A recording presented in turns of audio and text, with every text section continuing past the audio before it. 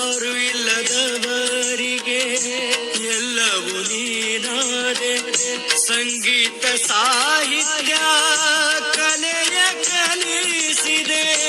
ಕನ್ನಡ ನಾಡಿನ ಭವ್ಯ ಪರಂಪರೆಯಲ್ಲಿ ಕಾರುಣಿಕ ಯುಗಪುರುಷ ಅಂತಾನೆ ಕರೆಸಿಕೊಂಡಿರುವಂತಹ ಹಾನಗಲ್ಲ ಗುರುಕುಮಾರ ಶಿವಯೋಗಿಯ ಪರಮ ಶಿಷ್ಯರಾಗಿರ್ತಕ್ಕಂಥ ಕವಿ ಪಂಚಾಕ್ಷರ ಗವಾಯಿಗಳು ಹಾಗೂ ಪುಟ್ಟರಾಜ ಗವಾಯಿಗಳ ಅದ್ಭುತವಾದ ಕ್ಷೇತ್ರ ಅಂದ್ರೆ ಅದು ಗದಗಿನ ವೀರೇಶ್ವರ ಪುಣ್ಯಾಶ್ರಮವಾಗಿದೆ.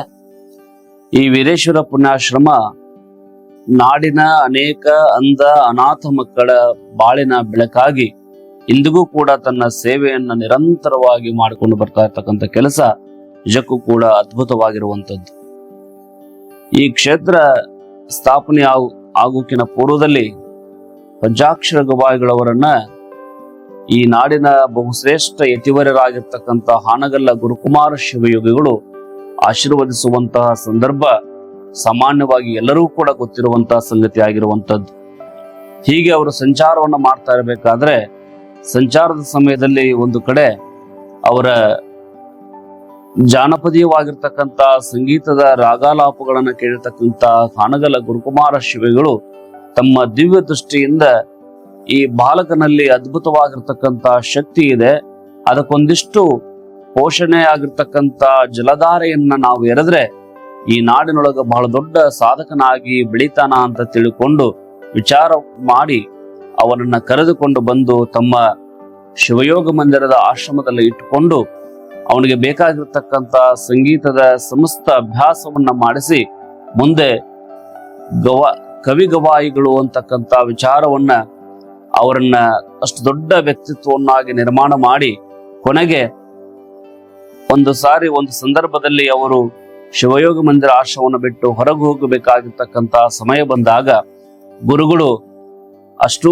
ಅವರು ಏನು ಆಶೀರ್ವಾದ ಮಾಡ್ತಾರೆ ಅಂದ್ರೆ ಅಷ್ಟೂ ಜನ ಶಿಷ್ಯರನ್ನ ಕರೆಕೊಂಡು ಈ ನಾಡಿನೊಳಗ ನಿನ್ನ ಸಂಚಾರ ಪ್ರವಚನವನ್ನ ಮಾಡ್ತಾ ನಿನ್ನ ಬದುಕನ್ನ ನೀನು ನಡೆಸಪ್ಪ ಅಂತ ತಿಳ್ಕೊಂಡು ವಿಚಾರ ಮಾಡಿ ಅವರನ್ನ ಕಳಿಸಿಕೊಡ್ತಾರೆ.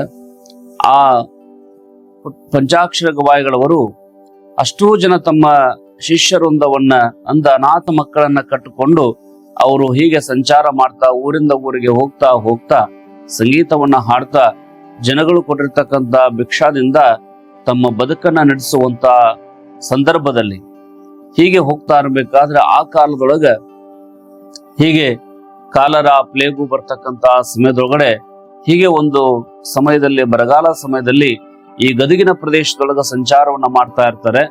ಸಂಚಾರವನ್ನು ಮಾಡ್ತಾ ಇರ್ತಕ್ಕಂಥ ಸಮಯದಲ್ಲಿ ಒಂದು ಜಾಗದಲ್ಲಿ ಬೀಡು ಬಿಟ್ಟು ತಮ್ಮ ಸಂಗೀತ ಕಾರ್ಯಕ್ರಮ ನಡೆಸಿಕೊಡ್ತಿರ್ತಾರೆ.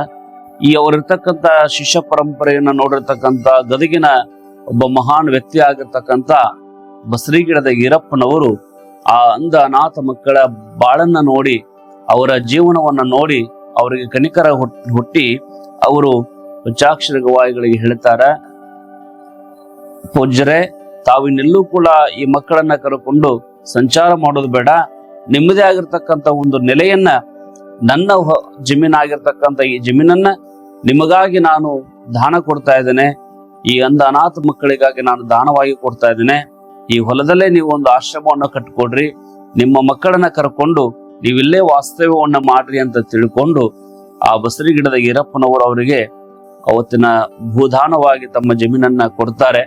ಅಂದು ಕೊಟ್ಟಿರ್ತಕ್ಕಂಥ ಮಹಾನ್ ವ್ಯಕ್ತಿಯ ಒಂದು ದಾನ ಇವತ್ತಿಗೂ ಕೂಡ ಸಾವಿರ ಮಕ್ಕಳ ಬಾಳಿಗೆ ಅದೊಂದು ಪುಣ್ಯ ತಾಣವಾಗಿ ಅವರ ಹೆಸರು ಸೂರ್ಯ ಚಂದ್ರರಿಗೂ ಸ್ಥಿರಸ್ಥಾಯಿಯಾಗಿ ಉಳಿಯುವಂತ ಕೆಲಸವನ್ನ ಅವತ್ತಿನ ಬಸರಿಗಿಡದ ಈರಪ್ಪನವರು ಮಾಡಿದ್ರು ಅಂತ ಹೇಳಿದ್ರೆ ಅದು ತಪ್ಪಾಗ್ಲಿಕ್ಕಿಲ್ಲ.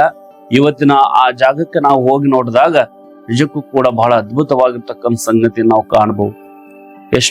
ಎಷ್ಟೋ ಜನ ನಾವು ಇವತ್ತು ಬದುಕನ್ನ ಕಟ್ಟಿಕೊಳ್ಳಲಿಕ್ಕೆ ಸಾಧ್ಯವಿಲ್ಲ, ನಮ್ಮ ಬದುಕು ಹೀಗಾಯ್ತಲ್ಲ ಅಂತ ಹೇಳಿ ವ್ಯಥೆ ಪಡ್ತಕ್ಕಂಥ ಮನುಷ್ಯರ ಬದುಕನ್ನ ಎಲ್ಲವೂ ಕೂಡ ಚೆನ್ನಾಗಿ ಇದ್ದು ಎಲ್ಲವೂ ಕೂಡ ಅತ್ಯಂತ ಸದೃಢವಾಗಿರ್ತಕ್ಕಂಥ ವ್ಯಕ್ತಿಗಳು ಬದುಕ್ತಕ್ಕಂಥ ಬದುಕಿಗಿಂತಲೂ ಕೂಡ ಒಂದು ಹೆಚ್ಚಿನ ಉತ್ಕೃಷ್ಟವಾಗಿರ್ತಕ್ಕಂಥ ಬದುಕನ್ನ ಕಟ್ಟಿಕೊಡಲಿಕ್ಕೆ ಅನೇಕ ವ್ಯಕ್ತಿಗಳಿಗೆ ಆ ಒಂದು ಪುಣ್ಯ ತಾಣ ಇವತ್ತು ಕಾರಣೀಭೂತವಾಗಿದೆ. ಅಂತಹ ಒಂದು ಪಂಚಾಕ್ಷರ ಗವಾಯಿಗಳ ಮಠ ಗದಗಿನೊಳಗೆ ಅಷ್ಟೇ ಅಲ್ಲ, ಇಡೀ ನಾಡಿನೊಳಗ ಅತ್ಯಂತ ಪ್ರಸಿದ್ಧಿಯನ್ನ ಪಡೆದುಕೊಂಡಿರ್ತಕ್ಕಂಥ ಮಠ. ನಿಜಕ್ಕೂ ಕೂಡ ಆ ಮಠಕ್ಕೆ ಹೋಗುವುದಂದ್ರೆ ಒಂದು ಪುಣ್ಯಶಾಲಿಗಳು ಅಂತಕ್ಕಂಥ ಮಾತನ್ನ ಈ ನಾಡಿನೊಳಗ ಅನೇಕ ಜನ ಅದನ್ನ ಭಾವಿಸ್ಕೊಂಡವರಿದ್ದಾರೆ. ಹಾಗಾಗಿ ನಂತರ ಪುಟ್ಟರಾಜ ಗವಾಯಿಗಳು ಬರ್ತಾರೆ. ಅವರು ಕೂಡ ತಮ್ಮ ಗುರುಗಳ ಸಾನ್ನಿಧ್ಯದೊಳಗಡೆ ಅವರ ಏನು ಆಚಾರ ವಿಚಾರ ಪದ್ಧತಿಗಳಿತ್ತು, ಹಣಗಲ್ಲ ಗುರುಕುಮಾರ ಹೆಂಗ ಶಿವಯೋಗವನ್ನ ಅನುಷ್ಠಾನ ಮಾಡ್ತಕ್ಕಂಥ ದೊಡ್ಡ ಸಾಧಕರಾಗಿದ್ರು, ಅದೇ ರೀತಿಯಾಗಿಯೇ ಗುರುಗಳು ಹಾಕಿಕೊಟ್ಟಿರ್ತಕ್ಕಂಥ ಮಾರ್ಗದೊಳಗಡೆ ಒಂದು ಕಡೆ ಸಂಗೀತಾಭ್ಯಾಸವನ್ನ ಮಾಡಿದ್ರು, ಆದ್ರೆ ಇನ್ನೊಂದು ಕಡೆ ಶಿವಯೋಗವನ್ನ ಸಾಧನೆ ಮಾಡತಕ್ಕಂತ ಬಹುದೊಡ್ಡ ಸಾಧಕರಾಗಿ ಈ ನಾಡಿನೊಳಗ ಸೂರ್ಯಚಂದ್ರಷ್ಟೇ ಪ್ರಖರವಾಗಿ ಬೆಳಗಿರ್ತಕ್ಕಂಥ ಸಾಕ್ಷೀಭೂತರಾಗಿ ಈ ನಾಡಿನೊಳಗ ಆಗಿ ಹೋಗಿದ್ದಾರೆ. ಅಂತಹ ಮಹಾನ್ ವ್ಯಕ್ತಿಗಳ ತಪೋತಾನ ಅದು ಗದಗಿನ ವೀರೇಶ್ವರ ಪುಣ್ಯಾಶ್ರಮ.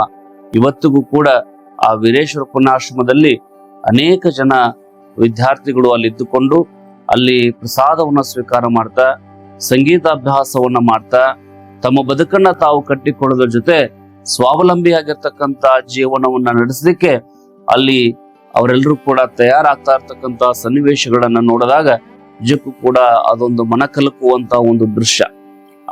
ಆ ಒಂದು ದೃಶ್ಯವನ್ನ ನೋಡಲಿಕ್ಕೆ ಎರಡು ಕಣ್ಣು ಕೂಡ ಸಾಲದು.